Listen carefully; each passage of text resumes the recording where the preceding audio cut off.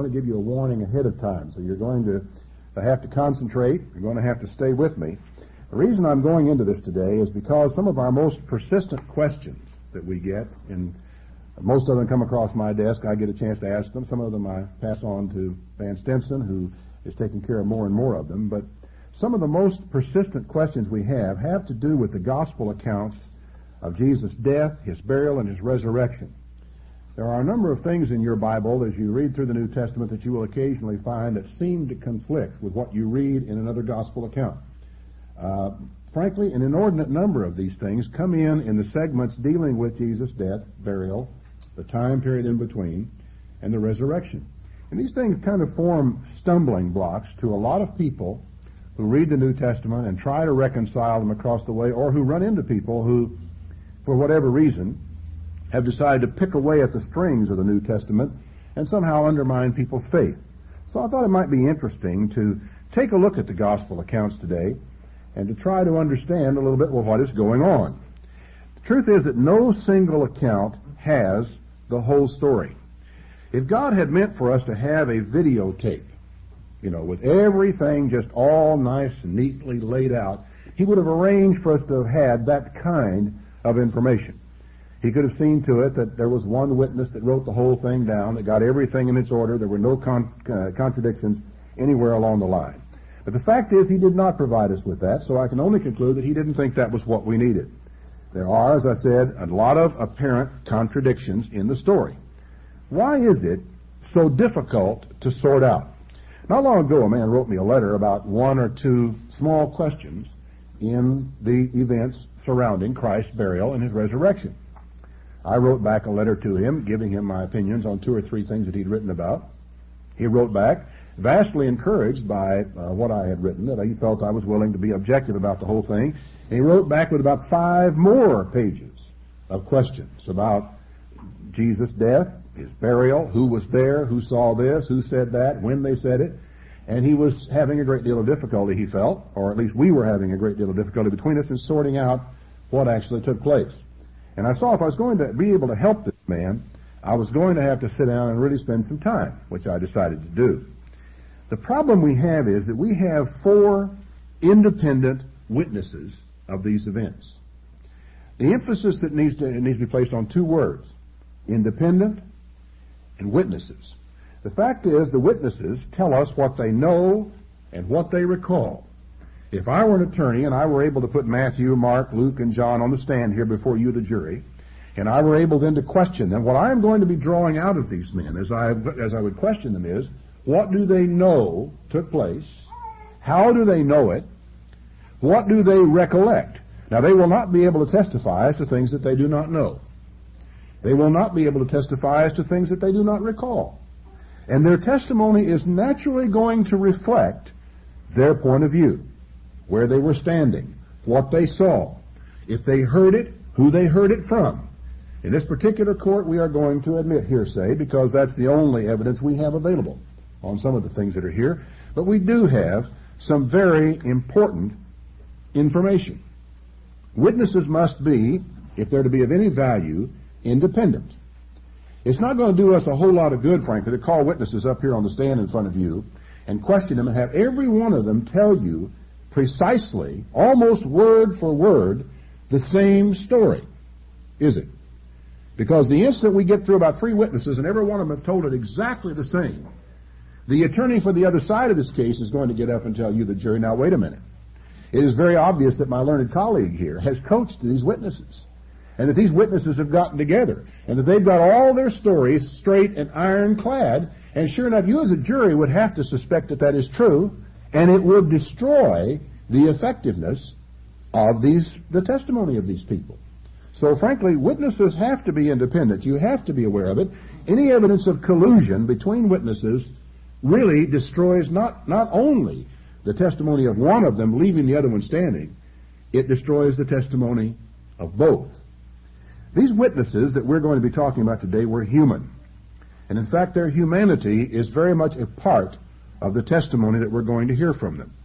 Verbal inspiration would have again nullified the testimony. If God had had each one of these men independently in different locations sit down, and the Holy Spirit had dictated the gospel according to Matthew, and then dictated the gospel according to Mark, dictated the gospel according to Luke, they would have all been the same. And consequently, what would we once again have thought? Well, I'll tell you very clearly what the critics would have thought, both higher and lower critics of the New Testament. They would have concluded immediately that all of these Gospels were derived from the same source. In fact, they have concluded that there is a source called Q, from which Matthew, Mark, and Luke derive much of their material. Not all of it, but much of it, because it is too close together. It agrees too carefully together. So imagine what we would have if we had 4 separate, distinct, identical Gospels of the New Testament. They would be really, utterly useless, because all they would tell us is that one person somewhere recorded a story and 4 people copied it. And how should we believe one person? I mean, why should you? Because if I came to you today and told you I'd seen Jesus Christ 3 years ago, if I told you he'd done a ministry down in San Antonio, if I'd told you all sorts of things about what he had done, and I'm here today telling you about miracles and astonishing things and a death and a resurrection, are you going to believe me? Of course not. But on the other hand, if there were 4 of us, and you could demonstrate that we hadn't seen each other, or let's say had not been in collusion about our stories, we might be able to actually maybe impress you that something like that might have taken place along the way. But certainly, one person alone, his witness, is of no value. Were these witnesses inspired then? Am I saying that they were not inspired? Oh, no, I'm not saying that. They were definitely inspired. But the words are their words. The memories are their memories. The Holy Spirit moved these men, drew their stories out of them, but did not change the stories as it came from the men. They came from their minds, their vocabulary, their recollections, their memories, their experiences. And they are expressed with the audience in mind to whom they are writing. You find some differences in the way John addresses his audience and the way Matthew addresses his, because it's reasonably to be assumed that John's audience was Gentile and Matthew's was Jewish. And consequently, the things that they decided were important, and even the order in which they decided to put them, was not always the same, because I think in many cases, as they were working their way through a document, in some cases there was an afterthought that they decided to put in at this point. These fellows weren't working on a word processor, where you can go back and rearrange everything to your heart's content until you get completely through it. They actually, I think in many cases, just put something in when they thought of it, and without really worrying that much about the chronological sequence of events that took place in the gospel accounts. And so you may find what appear to be discrepancies even in the order of the events that take place. What is emphasized is what each writer thought was important. Another thing for you to realize, and I think it's important for you to realize, is that they did not anticipate our difficulties. When they were writing these books that would be in these affidavits that we're going to be going through here in a minute, if you want to call it that, the Sabbath Sunday controversy had not arisen. There was really no question in anybody's mind about whether the church was going to observe the Sabbath or whether they're going to worship on Sunday. No, there was no question at all. So consequently, the problem of 3 days and 3 nights, or whether or not there was 1 Sabbath or 2 Sabbaths in this week, never occurred to them that they needed to make some kind of emphasis on that for you and I, because everybody knew that. Everyone was aware of that. There was no problem that needed resolution. They did not anticipate our difficulties. Also, they made no attempt to write with technical precision, either in vocabulary, syntax, as I've already pointed out, in time order. We would like to assume that whenever Paul uses the word law, he means the same thing every time he uses it, but the context makes it very plain that he does not. We would love to think that the term works always meant precisely the same thing every time it's used, but unfortunately it does not. They expect us to use context. They expect us to look for their message, not their words, and that's why Paul warned Timothy to warn others to not get involved in strifes of words and pickings about, pulling at little loose strings about the law. So, as I said before, many of these witnesses, as they come along, will present us with problems because they are very human, moved by God's Spirit to give us the truth as they saw it, and I think it's sometimes a little difficult for us. As I said before, if these witnesses had been identical, the critics would have concluded that they were derived from one source. Hence, only one witness, and therefore not credible. It is, in fact, the apparent discrepancies that establish the independence of these witnesses. You follow me? It is the discrepancies that establish their independence, and it is the independence that establishes the credibility of their witness.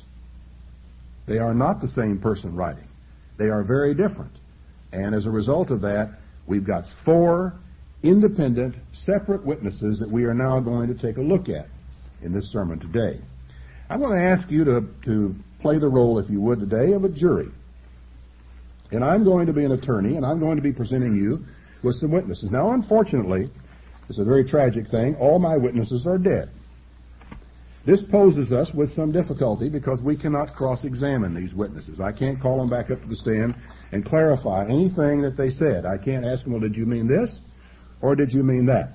But nevertheless, we have their affidavits. I'm going to read these affidavits into the record, and I'm going to point out certain things in these records that I think you, the jury, need to understand. The first of these is recorded in the 19th chapter of John, beginning in verse 38. There is, of course, more to the record than that. I am starting at the point where Jesus' body is taken down and given to Joseph of Arimathea. And after this, Joseph of Arimathea, being a disciple of Jesus, but secretly for fear of the Jews, besought Pilate that he might take away the body of Jesus. And Pilate gave him leave. He came, therefore, and took the body of Jesus. And there came also Nicodemus, which at the first came to Jesus by night, and brought a mixture of myrrh and aloes, about 100-pound weight. There's a rather substantial amount of aromatics that Nicodemus had brought along for the purpose of embalming this body. This was the custom of the time, that they would wrap the body in linen, they would cover the face, and while they were doing it, they would work in a mixture of different kinds of aromatics, because, of course, a body was going to begin to stink. The design was to cover that up, but also to slow the process of decomposition of the body. Then they took the body of Jesus, wound it in linen clothes, with the spices, as the manner of the Jews is to bury. Now, in the place where he was crucified, there was a garden, and in the garden a new sepulchre, wherein never yet was man laid. There they laid Jesus because of the Jews' preparation day, because the sepulchre was nigh at hand. Now, we know from other witnesses that Jesus died about 3 in the afternoon. We know that a certain amount of time was involved in going to Pilate, inquiring about the death of Jesus and asking for the body, Pilate marveling that Jesus was yet dead, Pilate sending soldiers to determine if he really was, giving permission then to take the body. There was the time involved with carefully laying out and washing the body, carefully wrapping each part of the body, and including the aromatics, carrying him to the tomb and putting him away. And all indications are from this account that they barely made it before the sun went down. When they got through with the efforts and the work that they had done that day, they had to put him in Joseph's tomb because it was close. They didn't know time to go anywhere else. Now, the first day of the week comes Mary Magdalene early. Here we have a complete passage, a complete ignoring of the passage of time that took place between the time the body was put in the grave and the first day of the week in the morning when Mary Magdalene came. Now, in this area here, a number of questions have been raised, and this is where a great deal of problem arises in some people's minds, which we're going to try to address at least in part today. One, of course, is we all know in Matthew 12, verse 40, Jesus said that as Jonah was 3 days and 3 nights in the belly of the earth, so he would be 3 days and 3 nights. If Jonah was in the belly of the fish, that he would be 3 days and 3 nights in the heart of the earth, that Jesus would be buried for that period of time. Now, it is very obvious, if you just read this and you take the assumptions as you get them from the other accounts as we get them, many people assume that Jesus was crucified on Friday, buried very late on Friday afternoon, just before the sun went down, and that he was raised Sunday morning right at sunup, right at sunrise, at the beginning of the day. Now, by anybody's reckoning, we're looking at 36 hours. And there is a substantial variance between 36 hours and 3 days and 3 nights by any reckoning that you and I would want to make. How then do people manage to squeeze 3 days and 3 nights in between Friday evening, and Sunday morning? You will probably hear the other attorney in this case say that, well, there was an idiom of the language among the Jews. It was idiomatic that 3 days and 3 nights is a generalized term for 3 days, and that any part of a day counted as a day, and that therefore that little part of the day Friday was one day, Saturday was the second day, and that part of Sunday was the third day, and we just have this idiomatic expression, 3 days and 3 nights, which really only means just 3 days or any part thereof. Wrong. There is no idiomatic expression in Hebrew or Greek having that of the language says that 3 days and 3 nights is merely an idiom for 3 days. Now, there are really only 2 scriptures in the Bible that are introduced into the question on this at this point. One of them is found back in 1 Samuel chapter 30. And these are offered by some to show how this peculiarity of language works. 1 Samuel 30 and verse 11. They found an Egyptian in the field and brought him to David and gave him bread, and he did eat, and they made him drink water. They gave him a piece of a cake of figs and 2 clusters of raisins. And when he had eaten, his spirit came again to him, for he had eaten no bread nor drunk any water 3 days and 3 nights. And David said to him, "To whom do you belong? And where have you come from?" He said, "I am a young man of Egypt, servant to an Amalekite, and my master left me because 3 days ago I fell sick." This is supposed to prove somehow that there is an expression that 3 days and 3 nights merely means any part of 3 days. And as you can see, it proves nothing of the kind. The Egyptian soldier just says, 3 days ago. Well, what is 3 days ago? That could very easily have been 72 hours ago. I fell sick. This could have been late in the day.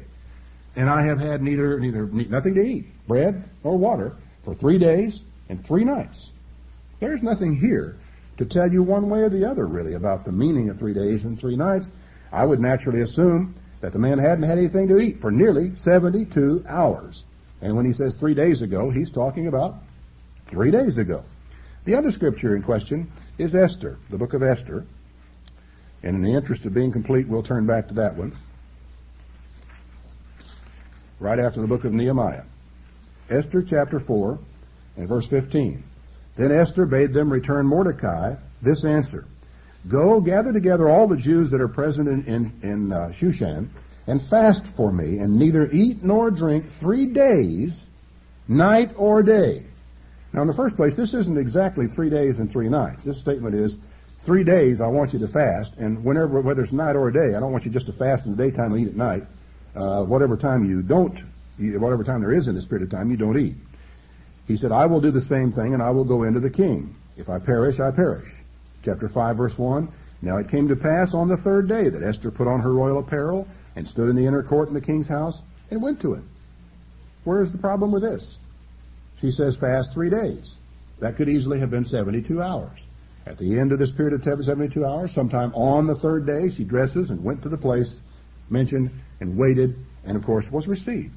Now, this is awfully thin stuff to be offering to me as evidence of an idiom of language, that therefore we can conclude what the Jews mean when they say 3 days and 3 nights is just 3 days. But the fact is, it really doesn't come from that. I had to scrabble a little bit to find out exactly where it did come from, and I found it. In Clark's commentary, there's a quotation from Bishop Lightfoot, and I don't remember exactly when he came on the scene. He was an English bishop, one of the earliest commentaries that was ever written of the New Testament, but Clark is citing him dealing with this particular question. It is not, as you will see, an idiom of the language. He said, "Weigh well that which is disputed in the tract Shabbath concerning the separation of women for 3 days, where many things are discussed by the rabbis." Now, mind you, this is a late tract written by Jewish rabbis to deal with a question of the separation of a woman for 3 days. Not 3 days and 3 nights, 3 days. He says, "Concerning the computation of the space of 3 days, among other things, these words occur." Quote, "Rabbi Ishmael says, sometimes it contains 4 enoth, sometimes 5, sometimes 6. But how much is the space of an onah or onath? Rabbi Jokan said, either a day or a night. So also the Jerusalem Talmud, Rabbi Akiba, fixed a day for an onah and a night for an onah." Here's the Hebrew word onah. They're defining it for you. A day is an onah, a night is an onah. And he, of course, says earlier there can be sometimes 4, sometimes 5, and sometimes 6 of them in a 3-day period. How's that work? Well, if you bear in mind, day is an ona, let's call it a block, and night is a block. In a 3-day period of time, you could have 4 blocks of time. Now, by the reckoning that many theologians attempt to put on Jesus' crucifixion and resurrection, that's exactly what you have. You have whatever portion of that first day, that is an ona or a block. You have then the nighttime portion of the Sabbath, a block, daytime, a block, nighttime, a block, resurrection in the morning, 4 blocks. So he says sometimes there are 4, sometimes there are 5, sometimes there are 6 blocks in a 3-day period. 6 blocks, that's 3 days and 3 nights, you see. That's not hard to follow, is it? Now, this is not, again, a matter of language. It is a matter of rabbinical interpretation that came along a long time after Esther. Had nothing to do with what was going on in the time of Esther, or certainly of Samuel back in those days. Now, continuing on, but the tradition is that Rabbi Eliezer ben Azariah said, a day and a night make an onah, and a part of an onah is as the whole. A little after, Rabbi Ishmael computed a part of the onah for a whole.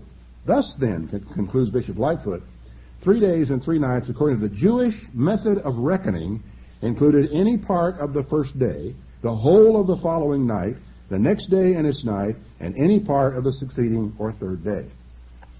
You follow that? I had to struggle.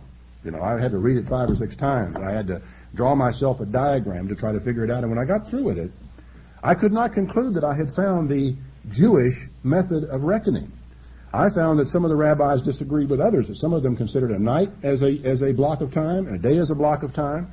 Others considered the day and night as a block of time, and I was left wondering in the world what they did believe. I am not only not entirely sure what they believe, I am not sure that the theologians who cite these sources having to do with Jewish tradition relative to 3 days and 2 nights have understood what they are saying correctly at all.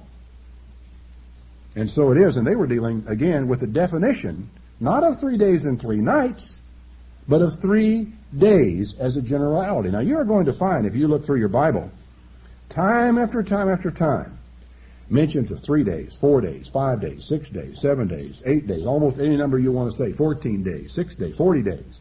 It just goes on and on and on. And there are only a handful of references where it will talk about days and nights.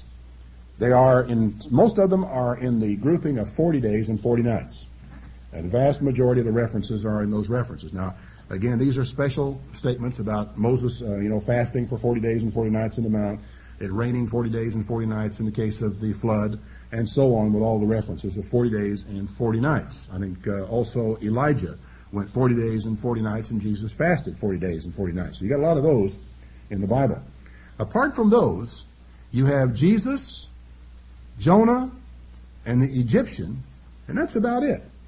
And it seems very evident to me that when people are speaking in generalities about days, so that any part of a day might be a day, they just say 3 days, 5 days, 6 days, or what have you. But when they stop to say 3 days and 3 nights, we're becoming more specific. Now, we could perhaps argue about the linguistics, about Jewish tradition, and whether or not Jesus was referring to that Jewish tradition or even considered that Jewish tradition. But we will also find other evidence in this as we go along. I wanted to pause at this point to make you realize that there is a very legitimate doubt cast upon the argument. The simple problem they have with 3 days and 3 nights is the necessity of coming up with Sunday resurrection. And since you have a Friday crucifixion, a Sunday resurrection, and you have got to do something about Jesus' statement that he would be in the grave 3 days and 3 nights. But the fact of the matter is that by what most people believe, he was in the grave Friday night, all day Saturday, and Saturday night, and that was it. 1 full day and 2 full nights, and then sort of a part of 1 day. For the Scripture will make it very, very clear he was not in that grave any part of the daylight period of Sunday. He was already risen while it was still dark. Now, having considered these things, let's continue with the affidavit we're working on here in John's account, beginning in chapter 1, verse 20. The first day of the week comes Mary Magdalene early while it was yet dark to the sepulchre, and sees the stone taken away from the sepulchre. And she runs and comes to Simon Peter and the other disciple whom Jesus loved, and said to them, They have taken away the Lord out of the sepulchre, and we don't know where they have laid him. Now, obviously she had looked inside, or she would not know that the body was gone. But she came up, saw the stone roll back. Apparently, we deduced this by circumstantial evidence, looked inside. She then ran and told Peter that the body was gone. Now, watch carefully the sequence of events that we will read here, because you will want to make reference to them again. Peter, therefore, went forth, and that other disciple. And because he isn't named, it's obviously assumed to be John. He's the one writing the letter, and he seems to, for some reason, not like to use his own name. Peter and John came to the sepulchre. They ran both together. John outran Peter and got there first. And he, stooping down and looked in, saw the linen clothes lying, yet he didn't go completely in. Then came Simon Peter following him, and went into the sepulchre and saw the linen clothes lie, the napkin that was around his head not lying with them, but wrapped together in a place by itself. Then went in also that other disciple. He followed Peter in, John did, and he came and he saw and he believed. The implication of this is that John was the first one to really believe that Jesus was raised from the dead. For as yet they knew not the Scripture that he must rise from the dead. Then the disciples went away again into their own home. Now, they had gone back there. Mary apparently followed them back there. They went home, but Mary stayed there, outside the sepulchre, weeping. And as she wept, she stooped down and looked inside, and she saw two angels in white sitting, one at the head, the other at the feet where the body of Jesus lay. Now, bear in mind the sequence. Mary went to the tomb while it was still dark. She found it empty. She ran to get Peter and the others. They came back. They saw. They left. She stayed. And after they had left, she saw two angels sitting there. And they said to her, Woman, why are you weeping? She said to them, Because they have taken away my Lord, and I know not where they have laid him. And when she had thus said, she turned herself back and saw Jesus standing, and did not know that it was him. By this time, at one point I said, well, is it still dark? Is that why she didn't know? But no, it can't be by this time, as we will see later. It has obviously become daylight. She saw him, but she didn't recognize him. And he said, Woman, why are you weeping? Who are you seeking? She supposed him to be the gardener, and said, Sir, if you have borne him hence, tell me where you have laid him, and I'll take him away. Jesus said to her, Mary. And she turned herself and said, Rabboni, which is to say, Master. At that moment, she understood who it was. Jesus said to her, Don't touch me, for I am not yet ascended to my Father, but go to my brethren and say to them, I ascend to my Father and to your Father, to my God and to your God. Mary Magdalene came and told the disciples that she had seen the Lord, that he had spoken these things to her. So she then once comes to them not knowing what happened to Jesus' body, just totally distraught, assuming that he had been carried away, having no thoughts of the resurrection. The next time she comes to Peter and the others, she has a message from Christ, for she has seen him. Then the same day at evening, being the first day of the week, when the doors were shut, the disciples were assembled for fear of the Jews. The same day. So we apparently are very late on Sunday afternoon, before sunset, perhaps right at the close of the day. They are all together. Jesus comes into them on that day and allows them to see him for the first time. Now that sequence of events out of John's affidavit is simple enough to follow, isn't it? Just a simple sequence of events. Mary comes to the tomb. She finds the stone rolled back. She looks inside and sees nothing. She runs and gets Peter and tells him she's disturbed, that the body is gone. They come to the tomb also finding it gone. They leave. She stays and sees an angel and sees Jesus and is not allowed to touch him because he has not ascended to the Father. And then, of course, she goes back and tells the disciples what you've seen. Then they, in the evening, meet Jesus again themselves. Now, I want to turn to the second affidavit we're going to consider, and this one is in the book of Luke. We will begin with Luke chapter 23, and we begin with verse 53. I think actually, verse 50 actually. There was a man of Joseph, a counselor. He was a just and a good man. He had not consented to the deed of them. He was Arimathea, a city of the Jews, who begged the body of Jesus. He took it down, wrapped it in linen, and laid it in a sepulchre that was cut in stone, wherein never man before was laid. And that day was the preparation, and the Sabbath drew on. And the women also that came with him from Galilee followed after, beheld the sepulchre and how the body was laid. And they returned and prepared spices and ointments and rested the Sabbath day according to the commandment.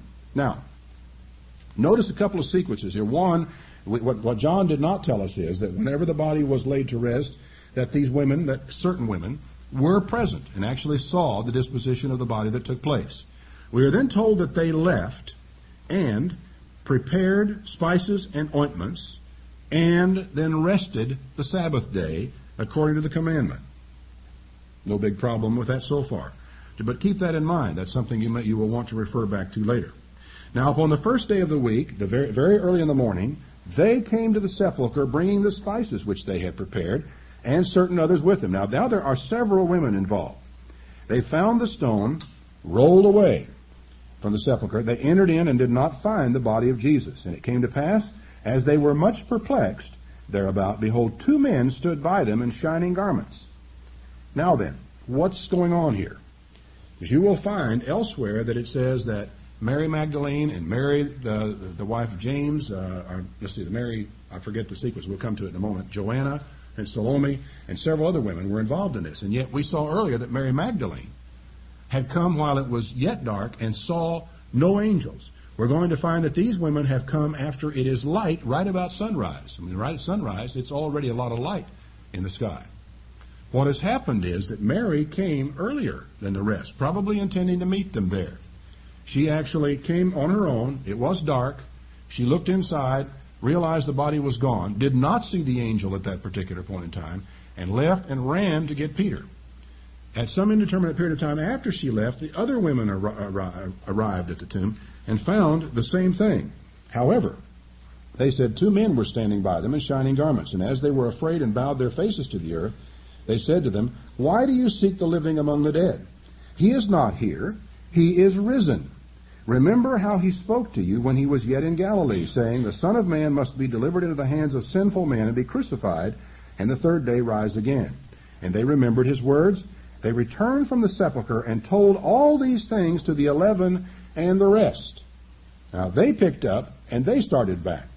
I can only assume by this that they arrived or met Peter and the others, perhaps as they were leaving and on their way to the tomb, and conveyed this message to them at that time, because they did go, and they did convey it. I think, as we will see, it had to be pretty much on the way.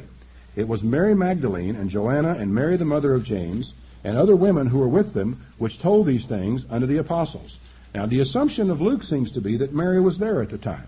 But it isn't necessary that it was so. Mary was among those that told them, but she apparently was not with them at the point in time when they actually saw the vision and heard it, because later on, otherwise you cannot account for Mary's conduct after Peter has arrived at the tomb and left, and she is still standing there weeping and disconsolate and has no idea yet of either what the two angels were going to say or of what Jesus himself had said. Her conduct makes no sense if she was present when these angels told these women this thing. It was Mary Magdalene, though, as he says. Now, it says, their words seemed to them as idle tales. They didn't even believe them.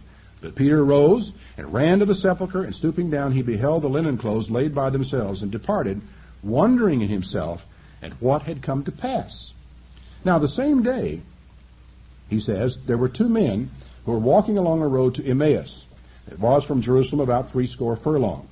And they talked together of all the things that had happened. And it came to pass, as they communed together and reasoned, Jesus himself drew near and went with them.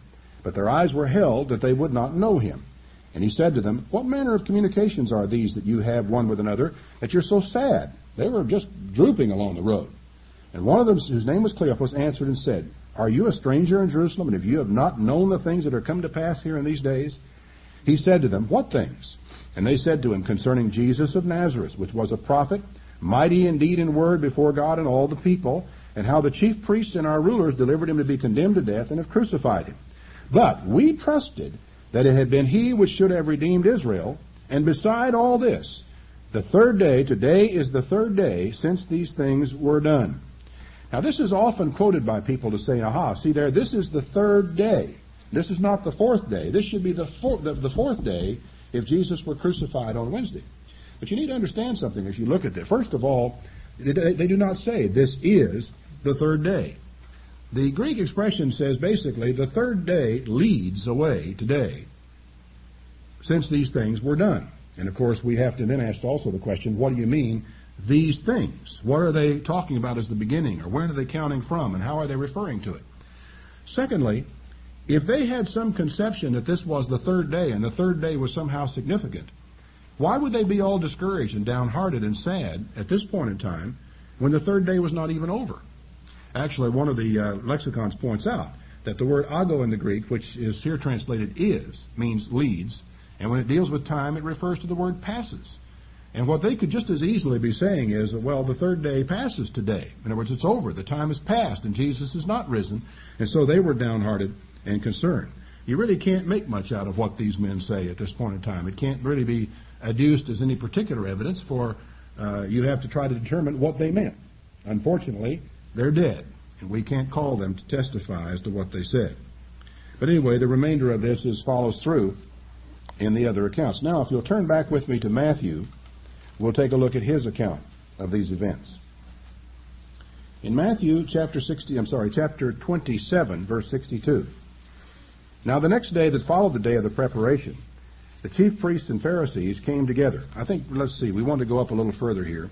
Joseph, verse 59, had taken the body, he wrapped it in a clean linen cloth, and laid it in his own new tomb, which he had cut out in the rock. He rolled a great stone to the door of the sepulchre and departed. And there was Mary Magdalene and the other Mary sitting over against the sepulchre. Now the next day that followed the day of the preparation, the chief priests and Pharisees came together to Pilate, saying, Sir, we remember that deceiver said, while he was yet alive, after 3 days I will rise again. This took place on the morning after Jesus' burial. It was on a Sabbath day. As we've come to understand, that Sabbath was a high day. It was the first day of unleavened bread. If you're going to accept 3 days and 3 nights as meaning 72 hours, this was a Thursday morning that these men came to him and demanded that this be done. So the last error, he said, should be worse than the first. If his disciples haul away this body, let's put a watch. So they did. And finally it says in chapter 28, in the end of the Sabbath, as it began to dawn toward the first day of the week, came Mary Magdalene and the other Mary to see the sepulchre. Now it seems fairly clear. The opposite is Sabbaton expression in here means either late on the Sabbath or after the Sabbath. The expression began to dawn toward the first day of the week is epiphosko, which means to grow light. There really can be a little question that we're talking about early in the morning watch. There's a Greek word proi that is used frequently through here on these things, which is a technical term, which it means early in general, but it also refers to the fourth watch or the morning watch. It is a period of time from before daylight until just a little bit after daylight. We were told then, after the Sabbath, as it was dawning, the first day of the week, Mary Magdalene and the other Mary came to see the sepulchre. Were they together? John indicates that they were not. If you were just reading Matthew, you would assume that they were. And I would have to conclude, based upon the sequence of events, that they were not. Not that Matthew was in error. They both did go to see the sepulchre. But they were going, perhaps, to meet one another there. Behold, there was a great earthquake. When that happened, we are not told. Jesus obviously could have been raised just before sunset. The earthquake could have taken place right after sunset. The angels could have been there through the night, for all we know. The earthquake could have taken place 9 o'clock, midnight, or what have you. It did happen before the women arrived, certainly. The earthquake does not necessarily coincide with the resurrection, mind you, because the fact of the matter is the purpose of it was to open the tomb and roll back the stone. Jesus did not need the stone rolled back to leave the tomb. The stone had to be rolled back so they could see that he was gone. An important difference to be borne in mind. So the timing of the earthquake is not really critical. He goes on to say, his countenance was like lightning, and his raiment was white as snow, and for fear of him the keepers did shake and became like dead men. The angel answered and said to the women, Fear not, for I know that you seek Jesus who was crucified. He is not here. He is risen as he said. Come and see the place where the Lord lay, and go quickly and tell his disciples that he is risen from the dead. And behold, he goes before you into Galilee. There shall you see him. Lo, I have told you. Now they departed quickly from the sepulchre with fear and great joy, and did run to bring his disciples word. All right? We have the same thing that we've seen before.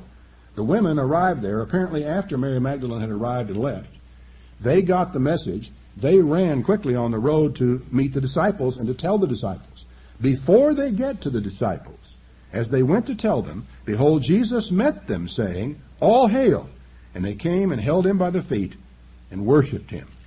So this particular occasion would seem to indicate that these women who had gone to the tomb were en route to tell the disciples, actually saw Jesus before the disciples went to the tomb.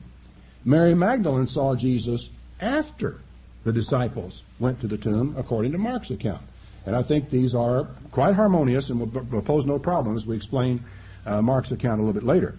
Then Jesus said to them, "Don't be afraid. Go tell my brethren that they go into Galilee, and there shall they see me." Now turn back to Mark's account. Mark chapter 15 and verse 42.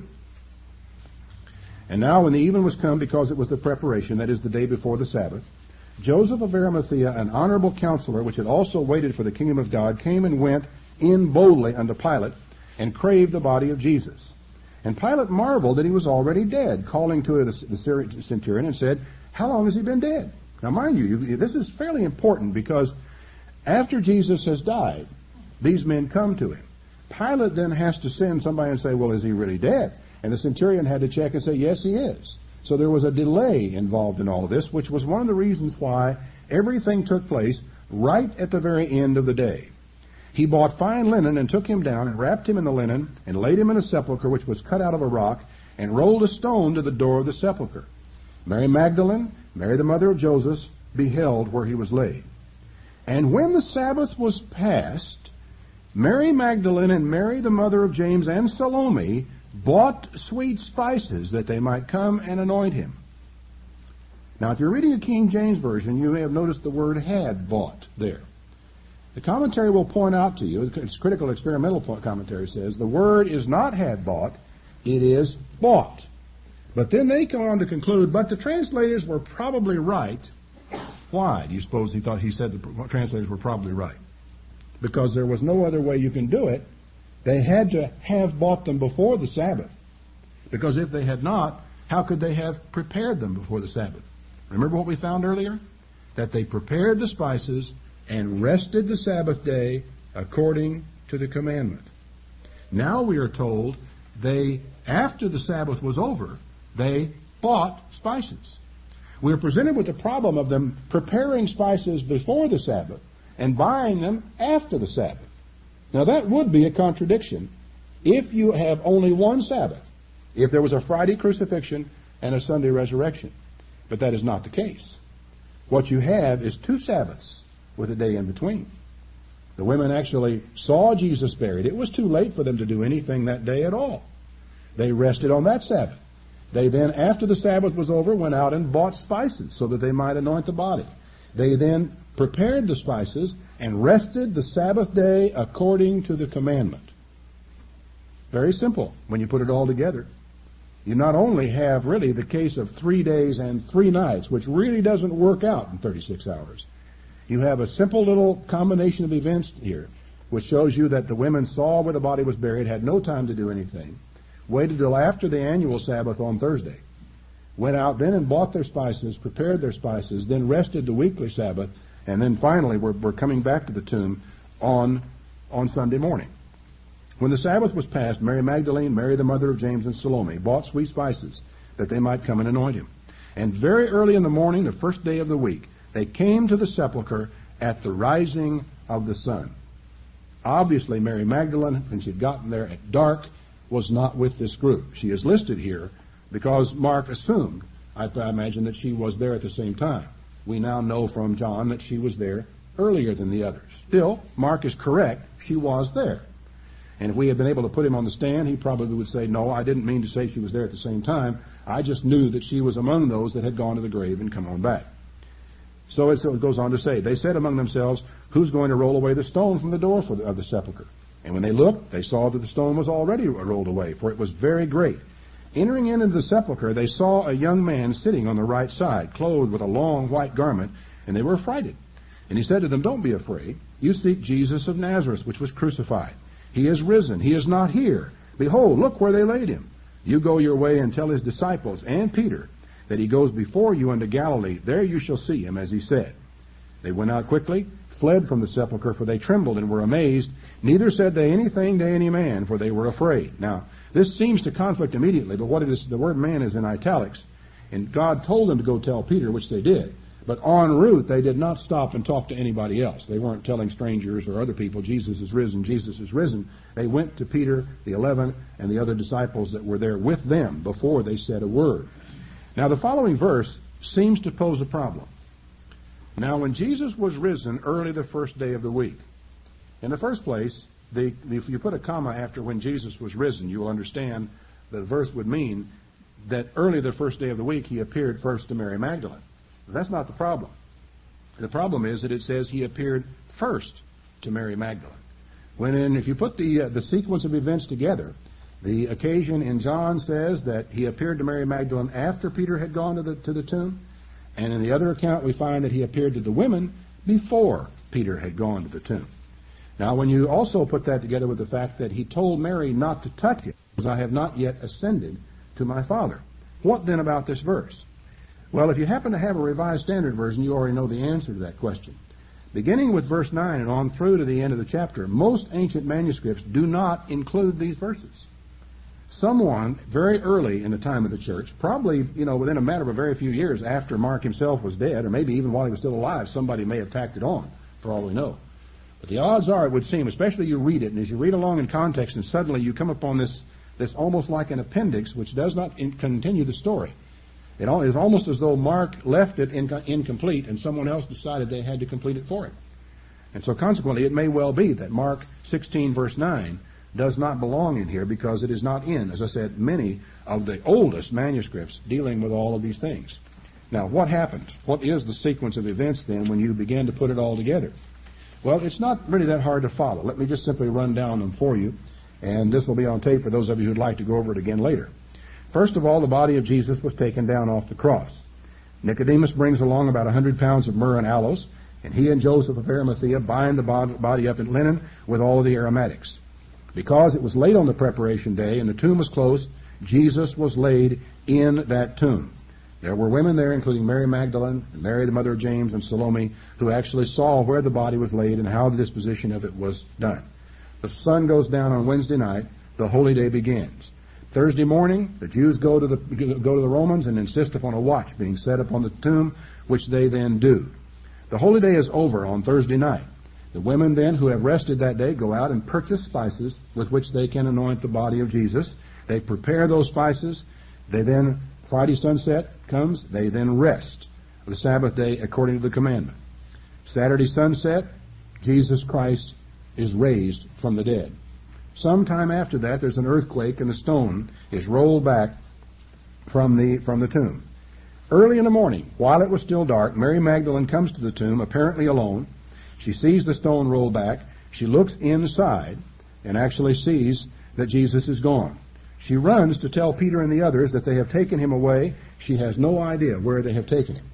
About this time, the sun comes up and it arises. And as it's beginning to dawn, some other women come to the tomb. They have spices that were prepared before the Sabbath. The sun had already risen at this time, according to Mark's account. The stone was already rolled back. They went in and found Jesus gone. 2 angels appeared to them. Matthew only mentions one, but that I don't think is a problem. And he gave them a specific message about the resurrection which they were to take to the others. The women go and relate the story to Peter and the others. I suspect they encountered Peter, and they go en route to do this. On the way to meet him, they meet Jesus and hold him by the feet, and he gives them a message.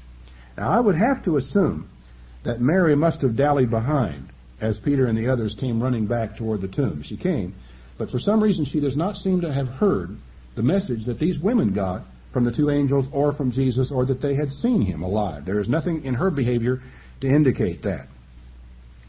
Peter and the others came to the tomb quickly, 2 of them, John and Peter actually. Peter goes in and sees the folded linen cloth. He and John then go home. Mary stays at the tomb weeping. She looked in and saw 2 angels. The angels, apparently she did not recognize them as such. They ask her why she's weeping.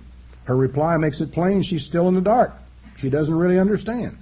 She turns back and sees the gardener, at least that's what she thinks she sees, and asks where the body is taken. When Jesus speaks her name, she recognizes him and is told not to touch him or not to cling to him because he had not ascended to the Father.